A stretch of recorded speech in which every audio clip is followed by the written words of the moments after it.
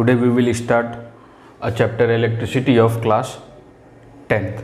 So welcome to Vasudev classes. Class 10th की electricity chapter हम लोग शुरू करेंगे।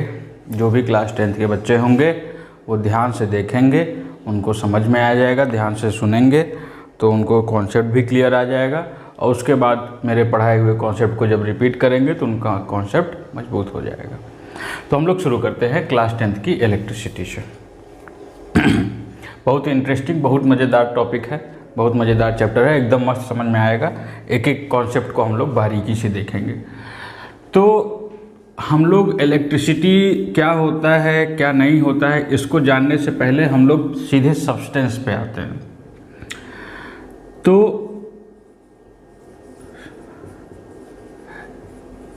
इस दुनिया में जितने भी पार्टिकल तुम अगल बगल देख रहे हो, इस दुनिया में, इस संसार में अगल बगल जितने भी पार्टिकल देख रहे हो, वो सब एक इंडिविजुअल पार्टिकल एटम से मिलके बने होते हैं। वो सारे के सारे सब्सटेंस जितने भी हम लोग अगल बगल देख रहे हैं वो सारे किससे मिलके बने होते हैं? एक इंडिविजुअल पार्टिकल है जिसको हम बोलते हैं एटम, जो सबसे स्मॉलेस्ट पार्टिकल है जिससे कि किसी ऑब्जेक्ट का निर्माण होता है। अब जब हम लोग थोड़ा और देखेंगे बारीकी से तो एटम सब एटॉमिक पार्टिकल से मिलके बना होता है। एटम किससे मिलके बना होता है या एटम में कौन रहता है? सब एटॉमिक पार्टिकल। ध्यान से सुनिएगा बात, सब एटॉमिक पार्टिकल। कौन कौन से सब atomic particle? Electron, proton, neutron. Electron, proton, neutron. अब मेरी बात ध्यान से सुनिएगा कि जब इलेक्ट्रिसिटी की डिस्कवरी हुई थी शुरुआत में, तो एक्सपेरिमेंटली ये पता लगाया गया, एक्सपेरिमेंटली ये जाना गया कि there are two types of charges. There are two types of charges. ध्यान से सुनना कि जब शुरुआत की मैं बात बता रहा हूँ, फ्रैंकलिन के टाइम की मैं बात बता रहा हूँ, उस टाइम पे एक्सपेरिमेंट से ये पता लगा कि there are two types of charges. कौन कौन से चार्जेस हैं? एक पॉजिटिव चार्जेस और दूसरा नेगेटिव चार्जेस। तो दो टाइप के चार्जेस पता लगा एक्सपेरिमेंट से। एक तो पॉजिटिव चार्जेस का पता लगा, दूसरा नेगेटिव चार्जेस का पता लगा। कोई सवाल उठा सकता है कि क्यों सर न्यूट्रॉन का? तो न्यूट्रॉन न्यूट्रल चार्ज का होता है, यानी इसका कोई इफेक्ट नहीं आता है, इसलिए इसका पता शुरुआत में नहीं लगा था। तो शुरुआत में पॉजिटिव चार्ज और नेगेटिव चार्ज का पता लगा था। अब ये पॉजिटिव चार्ज किस में है? कौन इंक्लूड करता है? प्रोटॉन। पॉजिटिव चार्ज कौन इंक्लूड करता है? प्रोटॉन। और नेगेटिव चार्ज कौन इंक्लूड करता है? इलेक्ट्रॉन। ठीक, ध्यान से सुनना कि नेचर में जितने भी सब्सटेंस हैं वो किससे मिलके बने हैं? एटम से मिलके बने हैं। एटम में क्या होता है? 3 सब एटॉमिक पार्टिकल होते हैं, इलेक्ट्रॉन, प्रोटॉन और न्यूट्रॉन। और जब डिस्कवरी हुई थी करंट की, जब करंट इलेक्ट्रिसिटी के बारे में शुरुआत में जाना जाने लगा, तो कुछ एक्सपेरिमेंट किए गए थे। कौन से एक्सपेरिमेंट थे? ग्लास को फर द्वारा रब करते थे, प्लास्टिक को सिल्क क्लॉथ के, प्लास्टिक रॉड को सिल्क क्लॉथ से रब करते थे। उसके बाद उन दोनों को आपस में लाया जाता था तो अट्रैक्शन या रिपल्सन शो होता था। ध्यान से सुनना, अट्रैक्शन या रिपल्सन शो होता था। जब भी हम ग्लास रॉड को फर में रब करें या प्लास्टिक रॉड को सिल्क क्लॉथ में रब करो, या इसको एक्सपेरिमेंटली अपने घर पे भी कर सकते हो कि तुम लोग एक स्केल ले लो प्लास्टिक का जो बॉक्स में रहता है तुम लोगों के, जो नॉर्मल यूज़ करते हो। उस स्केल को अगर तुम लोग ये सर के पीछे बालों में रब करो, सर के पीछे बालों में रब करोगे, कुछ देर उसके बाद तुम छोटे छोटे कागज़ के टुकड़े के पास उस स्केल को ले आओगे तो वो कागज़ का टुकड़ा अट्रैक्ट होगा। तो एक तो एक्सपेरिमेंट अपने पास ही, अपने अगल बगल ही कर लिए, खुद ही करके देख लिए कि वो कागज़ का टुकड़ा क्या होगा? अट्रैक्ट होगा, खींचा चला आएगा। किसके पास खींचा चलाया जाएगा? वो प्लास्टिक की स्केल के पास। तो इस तरीके से जब एक्सपेरिमेंट हुआ तो पता चला कि कुछ एक्सपेरिमेंट में चीज़ें खींचे चली आ रही हैं और कुछ एक्सपेरिमेंट में चीज़ें दूर भाग रही हैं। यानी दो रॉड को हम लोग रब करके ले आए तो एक बार देखें कि दोनों रॉड आपस में अट्रैक्ट हो रही हैं, खींची चली आ रही हैं, और दूसरी बार हम देख रहे हैं कि दोनों रॉड आपस में रिपेल हो रही हैं, यानी दूर भाग रही हैं। तो जब रॉड खींची चली आ रही हैं तो आकर्षण का, अट्रैक्शन फोर्स काम किया। अब जब रॉड दोनों दूर भाग रही हैं तो रिपल्सन का काम किया, रिपल्सिव फोर्स काम किया। बात समझ में आ रही है? तो वहाँ से एक कंक्लूजन निकला कि कुछ पॉजिटिव चार्ज होते हैं और कुछ नेगेटिव चार्ज होते हैं। ठीक है, अब इनका बिहेवियर कैसा होता है? सेम चार्ज, याद रखना कि same charges repel each other. जो सेम चार्ज होते हैं, जो सेम चार्ज यानी पॉजिटिव पॉजिटिव को रिपेल करेगा, ढकेलेगा, दूर भगाएगा, उसी तरह नेगेटिव नेगेटिव को दूर भगाएगा, रिपेल करेगा, ढकेलेगा। सेम चार्जेस आपस में रिपेल करेंगे और opposite charge attract each other. Opposite charge क्या करेंगे? आपस में अट्रैक्ट होंगे। मतलब अगर पॉजिटिव चार्ज हुआ, प्लस का चार्ज हुआ, तो वो नेगेटिव चार्ज को अट्रैक्ट करेगा, अपनी ओर खींचेगा। तो अब समझ में आ रही बात? अगर दो रॉड आपस में खींच रहे थे, जो हम एक्सपेरिमेंट हुआ जिसमें दो रॉड आपस में खींच रहे थे, तो जो दो रॉड आपस में खींच रहे थे तो इसमें से एक पॉजिटिव रहा होगा और एक नेगेटिव रहा होगा, यानी दोनों अपोजिट रहे होंगे। और जब दोनों रॉड आपस दूर भाग रहे थे, दोनों रॉड जब दूर भाग रहे थे तो जरूर या तो पॉजिटिव रॉड रहा होगा या तो नेगेटिव रॉड रहा होगा, यानी सेम चार्जेस के रॉड होंगे। तो ध्यान से सुनना कि कोई भी सब्सटेंस जो होता है वो एटम से मिलकर बना होता है। एटम 3 सब एटॉमिक पार्टिकल, इलेक्ट्रॉन, प्रोटॉन और न्यूट्रॉन से मिलकर बने होते हैं। ठीक है, और एक्सपेरिमेंट से पता लगाया गया कि दो तरह के ही चार्जेस होते हैं, पॉजिटिव चार्ज और नेगेटिव चार्ज। पॉजिटिव चार्ज यानी प्रोटॉन, नेगेटिव चार्ज यानी इलेक्ट्रॉन। और चार्जेस का बिहेवियर कैसा होता है? चार्जेस का बिहेवियर ऐसा होता है कि सेम चार्जेस जो होते हैं वो रिपेल करते हैं एक दूसरे को, यानी ढकेलते हैं, दूर भगाते हैं। अपोजिट चार्ज जो होते हैं वो एक दूसरे को अट्रैक्ट करते हैं, पास खींचते हैं। क्लियर हुआ ये चीज़? अब मेरी बात को आगे बढ़ाता हूँ मैं अपनी बात, एकदम ध्यान से सुनना कि अब हम थोड़ा सा एटम के कॉन्फ़िगरेशन पे आते हैं, क्योंकि इसी से हम लोगों को करंट का पता चलेगा। तो अब अगर ध्यान से देखो, हम लोग केमिस्ट्री नहीं पढ़ेंगे, बस थोड़ा सा मैं दिखाना चाहता हूँ कि एटम कुछ इस तरीके से होता है तुम्हारा, एक तरीके से ये हो गया एटम। अब इसकी संरचना, इसका स्ट्रक्चर ऐसा होता है कि एटम के ठीक बीचों बीच प्रोटॉन और न्यूट्रॉन होते हैं, जिसको हम बोलते हैं न्यूक्लियस। एकदम ध्यान से सुनना, बात समझ में आ जाएगी। जिसको हम लोग बोलते हैं न्यूक्लियस। ठीक एटम के बीचों बीच प्रोटॉन होते हैं और न्यूट्रॉन होते हैं, यानी पॉजिटिव चार्ज होता है और न्यूट्रल चार्ज होता है। ठीक एटम के बीचों बीच, जिसको हम लोग बोलते हैं न्यूक्लियस, यानी न्यूक्लियस के अंदर ये होते हैं। इलेक्ट्रॉन कहाँ होता है? इलेक्ट्रॉन इनके अराउंड घूमता है एक सेल में। ये है इलेक्ट्रॉन,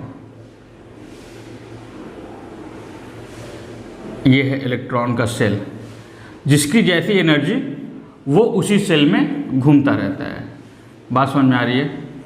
जिसकी जैसी भी एनर्जी है उसी हिसाब से वो उसी सेल में इलेक्ट्रॉन जो है वो घूमता रहेगा। जितने नंबर ऑफ प्रोटॉन होंगे उतने ही नंबर ऑफ इलेक्ट्रॉन भी एटम में होंगे। जितने नंबर ऑफ प्रोटॉन होंगे उतने ही नंबर ऑफ इलेक्ट्रॉन भी एटम में होंगे।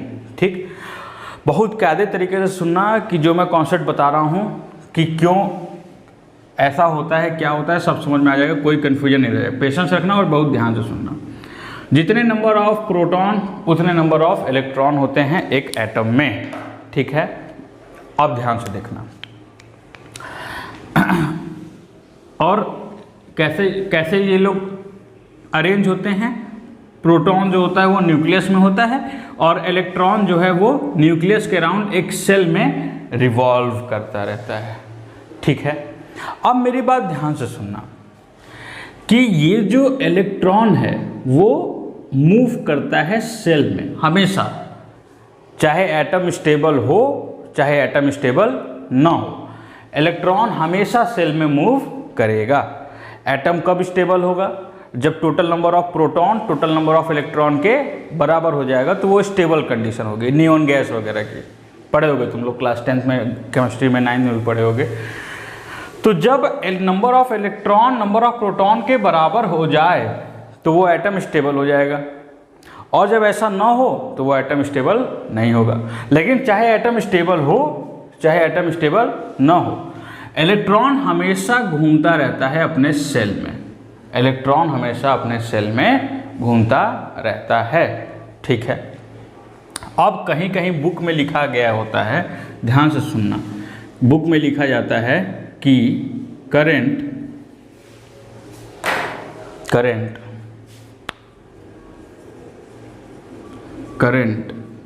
is caused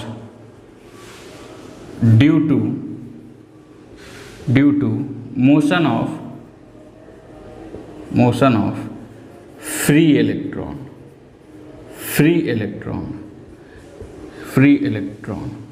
अब मैक्सिमम बच्चों को ये पता ही नहीं होता है ये फ्री इलेक्ट्रॉन क्या होता है, मैक्सिमम। तो ये कॉन्सेप्ट बहुत ज़रूरी है, इसको क्लियर कर लो पहले कि फ्री इलेक्ट्रॉन क्या होता है। क्योंकि मोशन तो हर एक इलेक्ट्रॉन कर रहा है, चाहे इलेक्ट्रॉन स्टेबल हो चाहे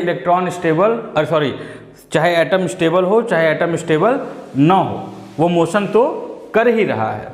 तो अगर मोशन, सिर्फ मोशन की वजह से अगर करंट आता तब तो लकड़ियों में भी करंट आता, प्लास्टिक्स में भी करंट आता। लेकिन ऐसे नेचर में कई सब्सटेंस है जिसमें करंट आता है, कई सब्सटेंस है जिसमें करंट नहीं आता है। अब ध्यान से सुनना, जिन सब्सटेंस में करंट आसानी से फ्लो हो जाता है उसको हम लोग कहते हैं कंडक्टर। जिस सब्सटेंस में करंट आसानी से फ्लो हो जाता है उसको हम लोग कहते हैं कंडक्टर। और जिस सब्सटेंस में करंट आसानी से फ्लो नहीं होता है या फ्लो ही नहीं होता है उसको हम लोग बोलते हैं इंसुलेटर। जिस सब्सटेंस में करंट आसानी से फ्लो हो जाता है वो कंडक्टर, और जिस सब्सटेंस में करंट फ्लो नहीं होता है उसको इंसुलेटर। तो अगर करंट सिर्फ मोशन ऑफ इलेक्ट्रॉन की वजह से होता, अगर इसका मतलब ये होता कि करंट जो है वो इलेक्ट्रॉन की मोशन की वजह से आता है, तो इस सब नेचर में कोई भी सब्सटेंस इंसुलेटर रहता ही नहीं, क्योंकि सारे के सारे सब्सटेंस एटम से मिलकर बने होंगे और एटम में इलेक्ट्रॉन होगा ही होगा, और इलेक्ट्रॉन अगर होगा तो वो मोशन में होगा ही होगा, चाहे वो स्टेबल हो चाहे वो स्टेबल ना हो। तो फिर ये मोशन ऑफ फ्री इलेक्ट्रॉन का क्या मतलब है बताते हैं, उसके बारे में चर्चा करते हैं। एकदम ध्यान से देखना, होता क्या है, बहुत कायदे तरीके से बहुत बारीकी से समझना बच्चा लोग।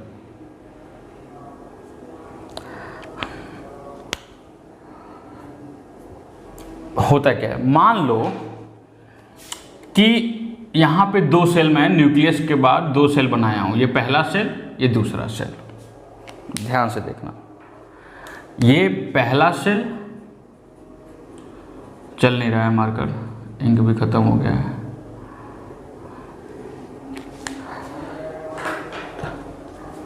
ये पहला सेल हो गया और ये दूसरा सेल हो गया, ठीक है।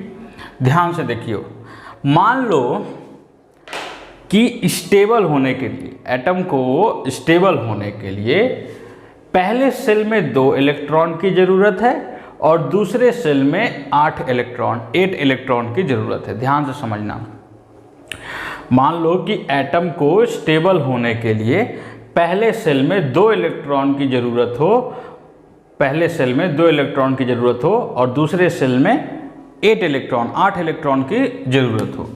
1 2 3 4 5 6 7 8, लेकिन दूसरे सेल में 9 इलेक्ट्रॉन हो।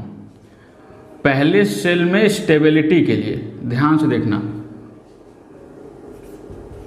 फॉर स्टेबल, पहले सेल में स्टेबिलिटी के लिए 2 इलेक्ट्रॉन की ज़रूरत हो और दूसरे सेल में स्टेबिलिटी के लिए 8 इलेक्ट्रॉन की ज़रूरत हो, 8 इलेक्ट्रॉन की। लेकिन कंडीशन क्या है,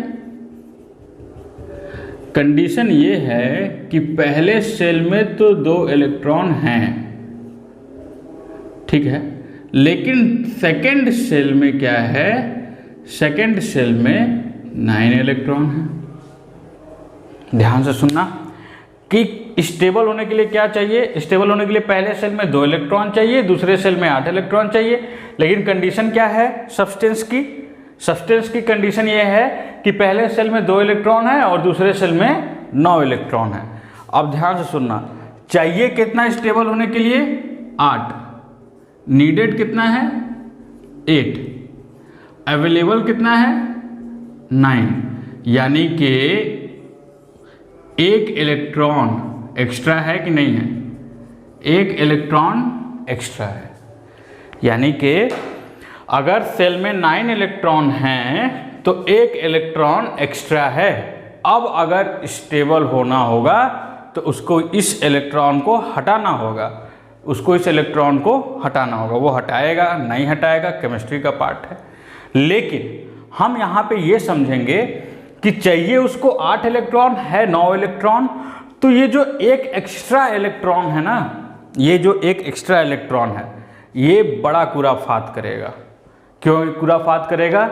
क्योंकि स्टेबल होने के लिए 8 इलेक्ट्रॉन चाहिए, तो ये जितने 8 इलेक्ट्रॉन हैं 8 इलेक्ट्रॉन वो तो स्टेबिलिटी में काम करना शुरू कर देंगे। 1 2 3 4 ऐसे लिख देता हूँ, 1 2 3 4 5 6 7 8। ये 8 के 8 स्टेबिलिटी बनाने में मदद करेंगे।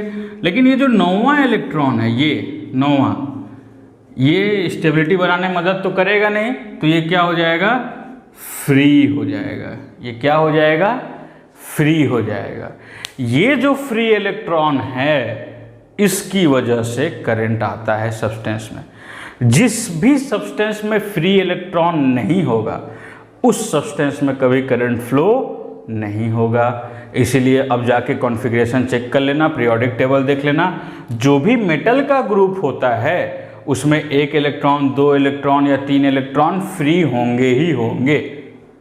ठीक है, अगर फ्री नहीं होंगे इलेक्ट्रॉन तो वो सब्सटेंस इंसुलेटर में चला जाएगा। क्लियर हुआ ये चीज़? और फ्री इलेक्ट्रॉन का मतलब समझ में आ गया? जिसको नहीं समझ में आएगा तुरंत प्लेबैक कर लेगा, फिर से रिवाइंड करके मेरी बात को सुनेगा, समझ में आ जाएगी बात। ठीक है, इसका घर में एग्जांपल ले लो। घर में अगर 6 मेंबर रहते हैं, उसमें से 5 के 5 बिजी रहते हैं, तो जो एक खाली रहता है वही धनिया ले आता है, वही टमाटर ले आता है, वही मूली गाजर ले आता है। वो फ्री है, उसको कोई मतलब नहीं है, घर का आवारा हो जाता है वो। तो उसी तरह 8 के 8 बिजी हैं स्टेबिलिटी के लिए, एक इलेक्ट्रॉन बच जाता है जो कि एक्स्ट्रा, यही फ्री है। अब इसको खूब घुमाएंगे, इधर घुमाएंगे उधर घुमाएंगे, धनिया लेने पाउडर लेने कुछ भी भेज देंगे लेने के लिए। अब जब लेने के लिए इसको भेज देंगे बाजार तो ये फोर्स उत्पन्न करेगा। फोर्स उत्पन्न करेगा भाई ना, जो लड़के को बार बार बाहर भेजा जाता है, भौकाली हो जाता है कुछ दिन में, मार्केट में हर जगह उसका परिचय हो जाता है, तो वो फोर्स क्रिएट करता है अपना। फिर कुछ दिन बाद बोलता है कि हम तुमको मार्केट में देख लेंगे। बात समझ में आ रही है? अब ये जो एक्स्ट्रा इलेक्ट्रॉन है ना, एक्स्ट्रा इलेक्ट्रॉन ये जब मूव करेगा सब्सटेंस में तो इसकी वजह से करंट आएगा। ठीक है, तो अब ये मेरे ख्याल से लाइन समझ में आ गई होगी। Current is cause due to motion of free electron, यानी करंट जो होती है वो फ्री इलेक्ट्रॉन के मोशन की वजह से होती है। जिस भी सब्सटेंस में फ्री इलेक्ट्रॉन नहीं होगा उसमें करंट फ्लो बिल्कुल नहीं होगा। ठीक है, और फ्री इलेक्ट्रॉन होता क्या है वो भी समझा दिया मैं, कि जो भी एक्स्ट्रा इलेक्ट्रॉन हुए, जो भी एक्स्ट्रा इलेक्ट्रॉन हुए स्टेबिलिटी के अलावा, वो सारे फ्री इलेक्ट्रॉन होंगे और उन्हीं के मूवमेंट की वजह से करंट आएगा, न कि नॉर्मली इलेक्ट्रॉन। नॉर्मली तो इलेक्ट्रॉन हमेशा मूव करते ही रहते हैं। ठीक है, अब आगे बढ़ते हैं। अब हमने ये देखा, ये कंडक्टर इंसुलेटर भी समझ में आ गया कि जिस सब्सटेंस में करंट फ्लो होता है कंडक्टर, जिस सब्सटेंस में करंट फ्लो नहीं हो पाते हैं वो इंसुलेटर। ठीक, अब ध्यान से देखो कि चार्ज की हमने बात किया, चार्ज की, चार्ज का हमने बात किया। तो चार्ज को किससे डिनोट करते हैं? क्यू से। चार्ज को किससे डिनोट करते हैं? क्यू से।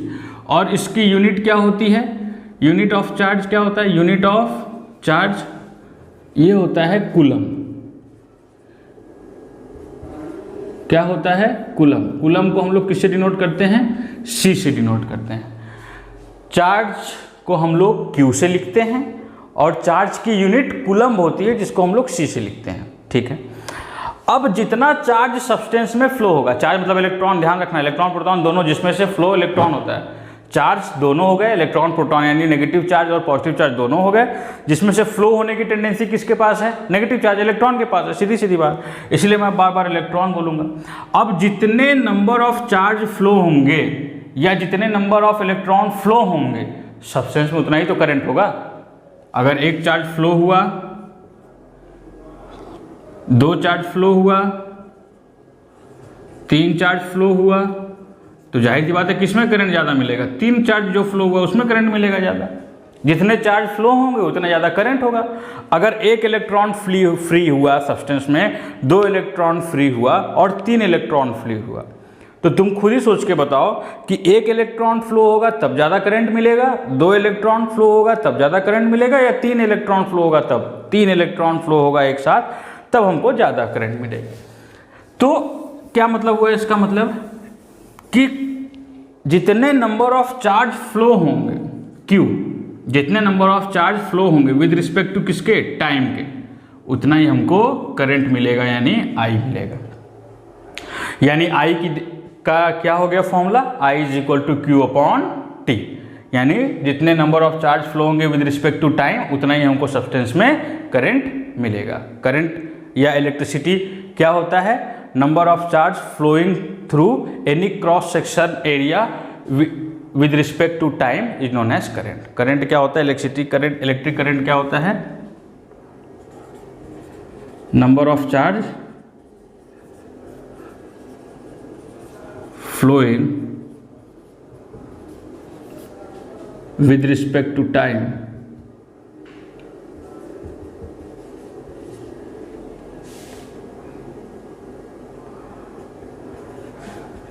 is known as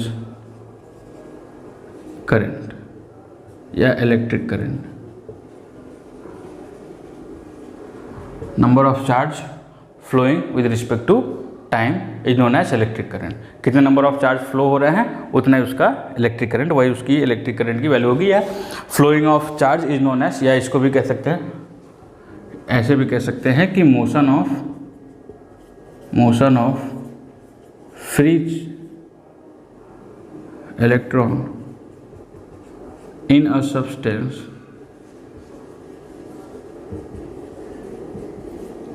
produces and electric current, ऐसे भी कह सकते हो। और ये इलेक्ट्रिक करंट का फॉर्मूला हो गया I is equal to Q upon T. अब मेरी बात ध्यान से सुनना कि इसको मैं मिटा दे रहा हूँ। अब मेरी बात ध्यान से सुनना, जो इम्पोर्टेंट है वो मैं बता रहा हूँ कि Q का क्या है यूनिट, कूलम, तो मैं कूलम लिख दे रहा हूँ। C टाइम का यूनिट क्या होता है, T या सेकेंड, सॉरी टाइम का यूनिट क्या होता है, सेकेंड। और करंट का यूनिट क्या होता है, unit of current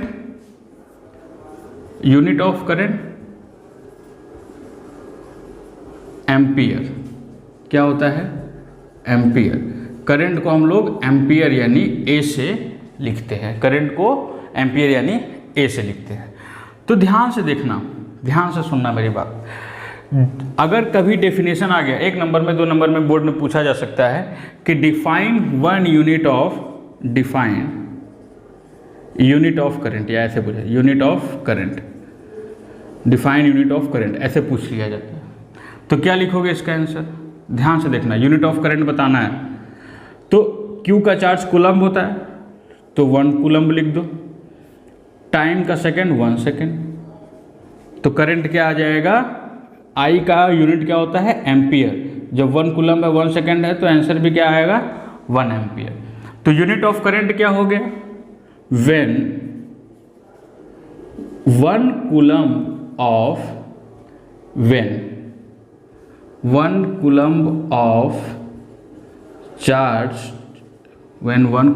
charges flows through any cross-sectional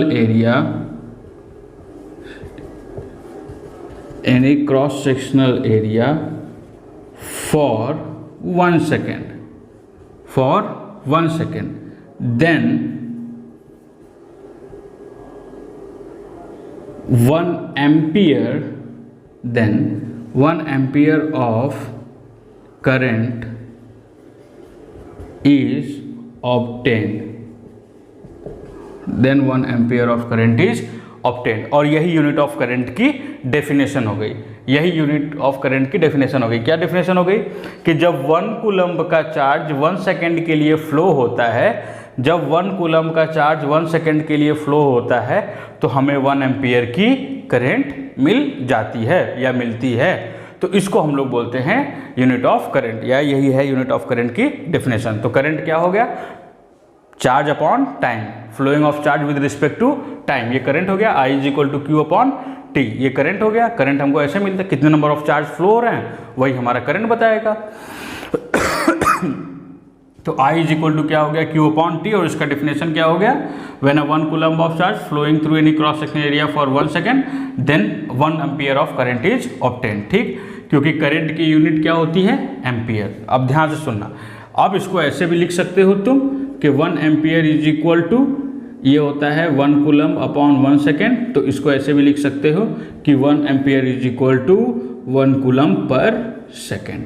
1 ampere is equal to 1 coulomb per second. ठीक है, unit of current I think clear हो गया होगा आप लोगों को। ठीक है, तो अब एक बार रिपीट कर लेते हैं कि सारे सब्सटेंस एटम से मिलकर बने होते हैं। एटम में 3 तरह के पार्टिकल्स पाए जाते हैं, इलेक्ट्रॉन, प्रोटॉन, न्यूट्रॉन, सब एटॉमिक पार्टिकल। अब न्यूट्रॉन का कोई महत्व नहीं क्योंकि वो न्यूट्रल है, बशर्ते बात बचती है इलेक्ट्रॉन और प्रोटॉन की। तो इलेक्ट्रॉन नेगेटिव चार्ज है और प्रोटॉन पॉजिटिव चार्ज माना गया है।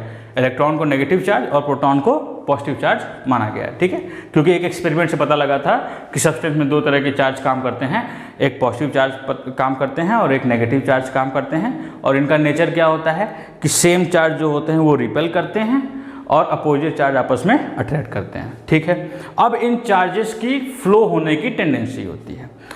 तो ये चार्ज फ्लो होते हैं, लेकिन चार्ज के तौर पे मैं अभी अगर इलेक्ट्रॉन की बात करूं तो इलेक्ट्रॉन जो होते हैं वो बेसिकली तो हमेशा एक अपने सेल में रिवॉल्व करते रहते हैं।